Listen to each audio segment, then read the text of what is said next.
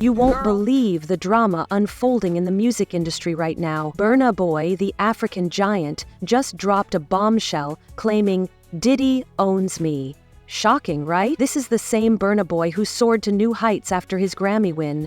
But now he's speaking out about feeling trapped in the music world. How did a promising collaboration with Diddy turn into what Burna describes as a nightmare? In this video, we're breaking down all the jaw-dropping details of how a dream deal became a cautionary tale. By the end, you'll have a whole new perspective on the dark side of the music industry. Well, what I said is that isn't it weird that the government was so interested in Diddy's baby oil that they took 1,000 bottles away from his house? If the government took 1,000 bottles of baby oil and somebody had things what appeared to be baby oil, and then you have to listen to the prosecutor. He said that they seized 1,000 bottles what allegedly to be baby oil. Allegedly to be baby oil. So that's telling people that it wasn't baby oil. And people think that that was baby oil, they out their mind. I don't believe it was baby oil. Yo, bro, when they went up in there, they knew what they was gonna find. They knew what was ever in that baby oil or that those bottles that appeared to be baby oil, they knew about that at first. You gotta realize 9 times out of 10, that individual that got caught at the airport, that was supposed to be their carrier, told them what they was doing and what they had. I wouldn't put him past that he told them everything. So when they went up in there, they knew they had to take whatever was out there, and that thing that appeared to be baby oil, they took that. They got to test every last one of them. Remember when Burna Boy ruled the world stage? Grammy in hand, the African giant seemed unstoppable. But lately, whispers suggest things might not be as picture-perfect as they once seemed. Let's rewind and explore how Burna transformed from Nigeria's golden boy to a global icon, faster than you can say Afrofusion. Born Damini Ogulu, Burna Boy first made waves in Nigeria with his unmistakable sound, a blend of Afrobeat, reggae, and pop that turned heads everywhere. Hit after hit, he became a household name, and his groundbreaking album African Giant not only had fans worldwide dancing, but also earned him his first Grammy nomination. Then came the defining moment. In 2021, Burna snagged his first Grammy for Twice as Tall, cementing his place as a global powerhouse. Magazine covers, sold-out arenas, and collaborations with music's biggest stars followed. It was a dream come true, but as the old saying goes, not all that glitters is gold. Let's see how many of those come back to be baby oil. Bro, listen to me. Costco don't sell that much baby oil. Where you know sell that much baby oil? Yeah, I don't know any store that sell that much baby oil. I know Costco, they came out and said that they don't even sell baby oil. My sentiments exactly. But you personally, right, what do you believe was in the baby oil? If you ever seen a massage parlor being raided and they walking out the people, do they take the massage oil with them when they go? No, they just walk out the people who are being arrested. If you ever seen a person getting arrested and the people being arrested in those brothel houses, do they take out the stuff in the brothel houses? No, they don't. They take the individuals who are being arrested out the brothel houses. For them to take 1,000 bottles of baby oil, it's like that they did not leave one. They left people there, but they ain't leave not one bottle. Nobody needed no baby oil. So my whole thing about it is that there was something in that other than baby oil. That's why they took all the bottles. And 9 times out of 10, if I would give it a wild guess, it was, and like some of the people told me, it was probably that GHB. What's that? I think it's gamma hydrox. Is I don't. I looked it up, bro. Let me see. See if I can find it. I know this is this is just showing everything like that, but oh no. Let me. Yo, somebody tap dance or sing or do something. You know what I'm saying? While I'm doing this. Oh, here it go right here. It's gamma hydroxy butyric. What is it effect on the body? It's a euphoria, drowsiness, decreased anxiety, and memory impairment. It works on the nervous system and gives you this feeling of euphoria. So they take that and rub it on her, and you forget who you are, what you're doing. It can also give you memory loss,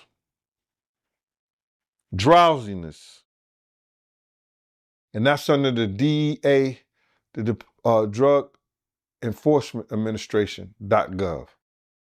Rumors spread like wildfire. Fans couldn't help but notice something off about Burna Boy. Beneath the flashy designer shades and superstar persona, whispers suggested he wasn't as happy as he seemed.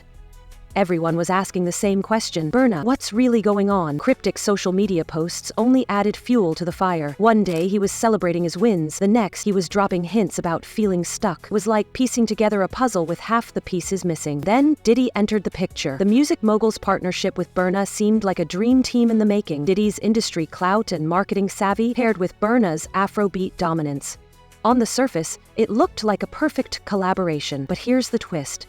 Why would a global sensation like Burna, already charting his own path, need Diddy? It felt like giving a championship swimmer a new coach mid-race. Soon, cracks began to show. Burna wasn't just frustrated. He felt trapped.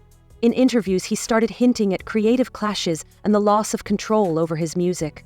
It was like watching a slow-motion unraveling of one of the brightest stars in the game.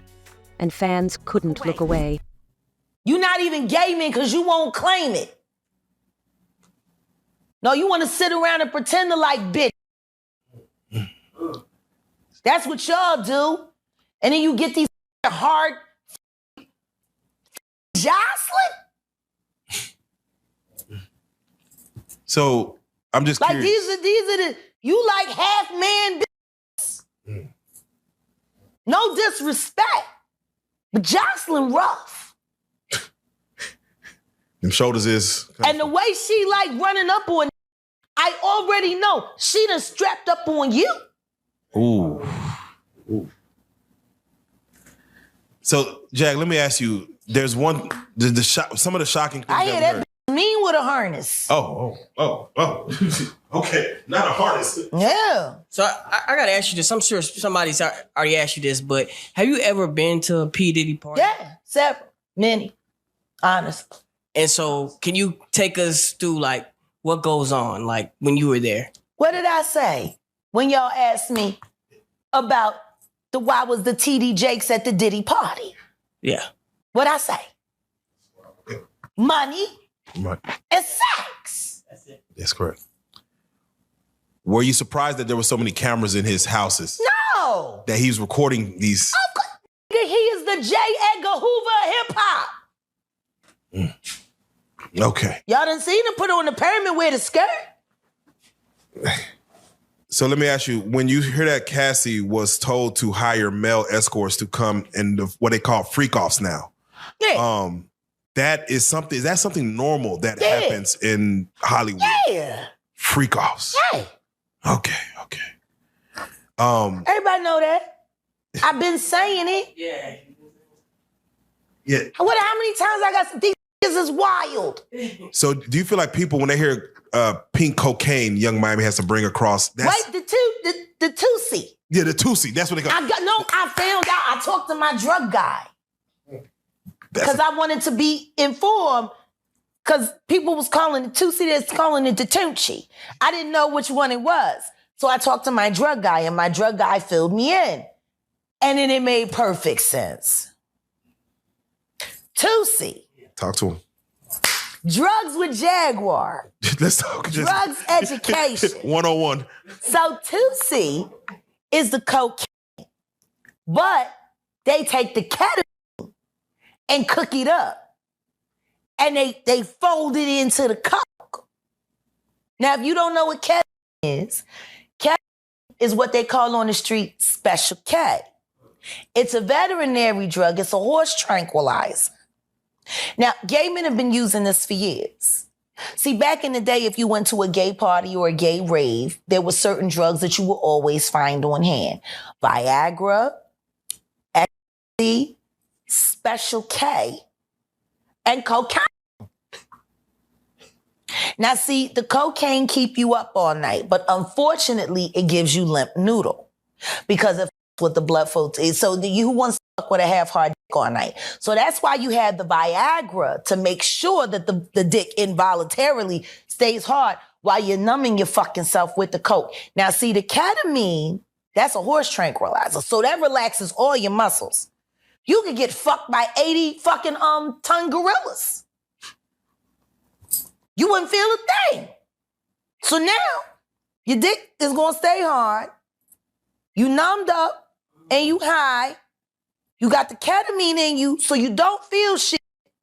And then you add the ecstasy to put in the feeling that you've now blocked out. And now you got a party. Freak off cocktail. Yeah. Now you might be wondering, how bad could Burna Boy's deal with Diddy really be? Well, let's just say it's not just bad, it's downright jaw-dropping. Word on the street is that Burna's contract with Diddy might be so one-sided it makes those infamous old-school record deals look like a walk in the park. Let's break down the rumors swirling around this shocking arrangement. At first glance, it seemed like a match made in music heaven. Burna Boy, the African giant, joining forces with Diddy, the legendary hip-hop mogul. You'd expect nothing but hit records and champagne celebrations, right? But behind the glittering surface lies a story that's far from picture perfect.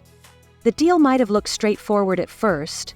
Diddy's label managing distribution, marketing, and all the behind-the-scenes heavy lifting, freeing Burna to focus on his craft. Sounds ideal, doesn't it? But here's where things take a turn. Hidden in the fine print of that contract are whispers of some seriously questionable terms. So questionable they're giving off major deal with the devil energy. Music industry contracts are notoriously complicated, with clauses for everything from royalties and advances to merchandising and touring. These deals can be so full of loopholes and traps, they make deciphering your ex's mixed signals feel like child's play. And if the rumors are true, Burna's deal might just be one of the trickiest in recent memory. More loaded than a brunch bill when your broke friend conveniently forgets her wallet. I know a lot of people want to hear these stories and everything like that because this is stuff that happened back in the day. And then maybe that if they knew there was going to ever be a YouTube or they knew there was going to ever be social media, a lot of the stuff probably wouldn't have got played out like it did. But things happen and these are just stories from the past. I would like to use that as what you call that, just to clear the facts up what's going on. But it all started, we was in Atlanta. And this story starts when I'm with Puff and he's in the exotic bookstores and he's doing shopping, right? He's shopping, getting his stuff and everything like that. So, you know, this is the first time I was ever in an exotic bookstore with Puff. So, you know, I'm giving him his space. He's taking things off the shelves and stuff like that because they gave him a brown paper bag. When they gave him a brown paper bag, he was just putting stuff in there. So I said, damn, you know, he got to go put it on the counter and, you know, show everybody what he's getting. So as he's going, I'm just looking at the places where he's picking stuff from. So there's one part he picked up some things from up here on my left side. And then he picked like quite a few of them down. I was like, okay. He put them in the bag. So when I went by there and I looked up there and it said butt plugs. And I was like, hey, yo. I was messing with him. Because people don't understand, you know, we was like friends. He was a part of the same gang. So I'm still going to tease him. I'm still going to mess with him and everything like that. I could do that.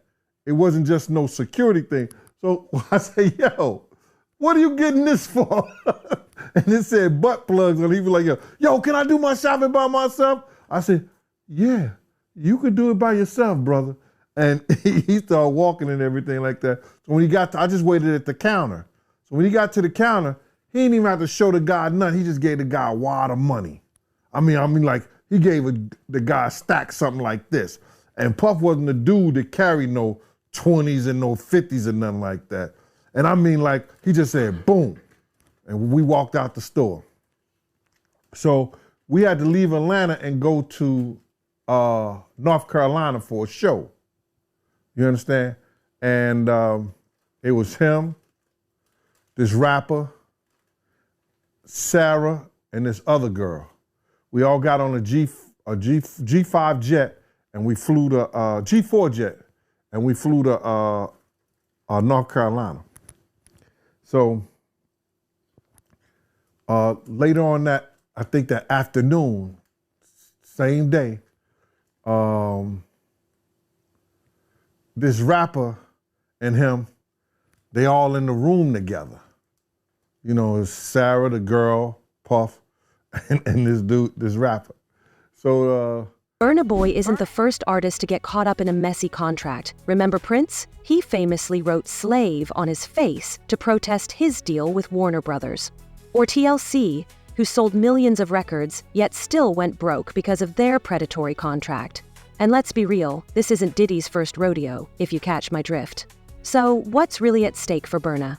His music, his money, his creative freedom? Honestly, it might be all of the above. These contracts can take over an artist's entire career, controlling their sound, their image, even who they can collaborate with. It's like being in a toxic relationship, where your partner decides what you wear, who you see, and even what you eat. Here's where things get even messier. Burna recently dropped a bombshell that had everyone talking. He hinted that he might have signed away more than just his music. In a jaw-dropping revelation, Burna suggested that the deal gives Diddy a slice of everything: his tours, merchandise, endorsements, you name it. It's as if Diddy's got his hands in every part of Burna's career, leaving the artist with little more than scraps. I'm hearing at the door and stuff like that, like, yeah, so then next thing you know, somebody rang the doorbell. We had the presidential suite where we was at. So I opened the door, and the dude said, yo, I'm here for my cousin. I said, who your cousin? And he said, Ja Rule. I said, well, he busy right now. He said, he busy doing what? I said, he with Puff, they're in the room, they busy, they don't want to be bothered. He said, well, I'm going in there. I said, bruh, you ain't going in there because he told me they don't want nobody to be bothering them. And he was like, yo, I don't care, man, I'm going in there. That bull like that. I said, yo, bruh, Jesus Christ had to come down here and take the air out of my body before you get in that room right there. Watch. He tried to bum rush me. I grabbed his and threw him against the piano. When I threw him into the piano, Puff and Ja Rule runs out the room. Puff got his towel, Ja grabbing his towel, but they butt the naked. And so then Ja was like, yo, what's going on? Yo, G, that's my cousin. He know me well, you know, and Puff was like, yo, G, what happened? I said, he tried to get in the room. I told him he couldn't get in the room. And he was like, Puff looked at Ja. He said, yo, Ja said, you ain't want to go in that room because there's a lot of freaking going on. So I was like, oh, he said it was a lot of freaking going on. So that was basically that story, man. You know what I'm saying? They went back in the room. Dude felt a certain kind of way, and he left out. So I seen them at the concert the next day, and they tried to, you know, form up against me. But my man Frank was like, I told my man Frank, I was like, yo, Frank, put yourself in that position. Somebody trying to get in the room, and Ja told you don't let nobody get in the room. What would you do? Now, y'all can do whatever y'all want to do, man, but you know I ain't taking no losses. He said, yo, you good, and that was it. Bro, when Ja said, you don't want to come up in there, a lot of freaky stuff is going on. You got to use your mind. What they was doing with those butt plugs. right. Yeah, That was crazy. With Diddy pulling strings in every corner of Burna's career, you'd expect Burna to be living the dream, right? But what if I told you this partnership is serving up more drama than success? The industry is buzzing with whispers of explosive behind-the-scenes chaos that could rival the juiciest reality TV scandals. At first, Burna and Diddy seemed inseparable, posting endless pictures of studio sessions, yacht parties, and exclusive VIP events on Instagram, giving fans major friendship and boss vibes. It looked like a hip-hop dream team was on the rise. But peel back the glossy filters and catchy hashtags, and the story takes a sharp turn. Behind the scenes, things were far from picture perfect. Tensions quickly started to boil over, sparking fiery arguments in the studio that could make Simon Cowell's critiques look like compliments. Calling it creative differences doesn't even scratch the surface. This was full-on creative warfare. And when it came to money, let's just say things got uglier than mismatched Crocs at a runway show. And once again, researchers found that the non-performative is actually 10 times more effective at distraction. He should have enough money to He check. put the boots to that girl. She's supposed to be a good bitch. No matter who she with. All the time he putting a groom in her. Of course he thought it was still gonna work. He thinks he's God. All right. He ain't doing shit. I raped the fuck out of that bitch, put the boots to her last time I seen her. Her and her trainer, boyfriend, husband. I don't get no. So you hear about stories of Diddy like shooting people, Yeah. blowing up cars. Yeah. Is he this gangster that behind the scenes is that him or is that people Shout around out to Wendy Williams, the first woman to uncover the homo thugs. That's what these down low bitches was called when Wendy first started talking about it in the 90s, the homo thug. She talking about Diddy. And then what's the stuff that's happening with Wendy Williams? You think this is all connection too? Of course. They've been waiting. He's been waiting. He was waiting for Kim. Remember? He was waiting. The casket was ready. She was literally casket ready.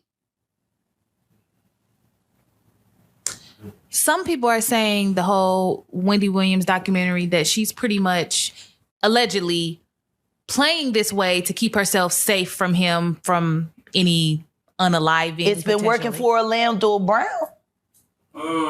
Why wouldn't it work for Wendy? To play crazy.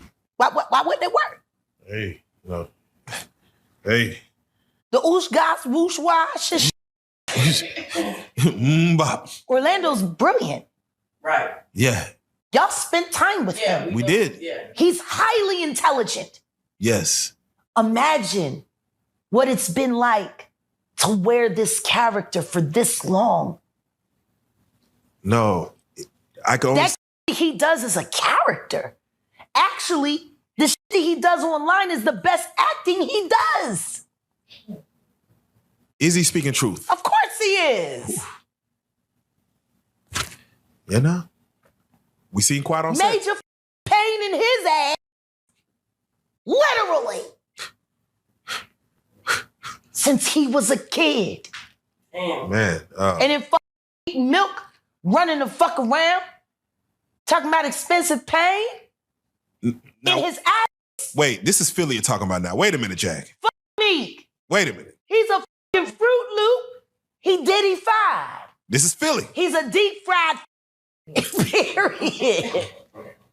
He Diddy-fied. He Diddy-fried. He the Diddy do-I-bop.